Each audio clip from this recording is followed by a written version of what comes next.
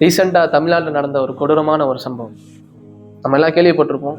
திருவள்ளூர் மாவட்டத்தில் திருத்தணியில் ஒரு வட மாநிலத்தை சேர்ந்த ஒரு இளைஞன் ட்ரெயினில் போயிட்டு இருக்கும்போது 4 சிறுவர்கள் ரீல்ஸ் எடுக்கணும்னு சொல்லி போதையை எடுத்து கையில் கத்தியை வச்சு ரீல்ஸ் எடுத்து அந்த நபரை வெட்டியிருக்காங்க.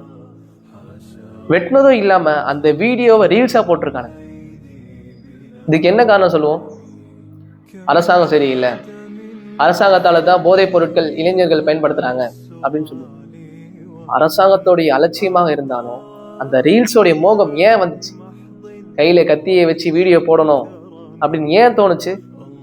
அதுக்கு முக்கியமான காரணம், இந்த ரவுடிசத்தை தூண்டக்கூடிய இசைகளை கேட்கும் பொழுது பார்க்கும் பொழுது நம்மளும் இப்படிப்பட்ட ஒரு வீடியோ போடணும், ஒரு கெத்துக்காக வேண்டி போட்டுதான் இப்படிப்பட்ட ஒரு கொடூரமான விஷயம் நடந்திருக்கு. அப்போ அரசாங்கம் இப்படிப்பட்ட ரவுடிசத்தை தூண்டக்கூடிய இசைகளை முற்றிலுமாக தடை செய்யணும்.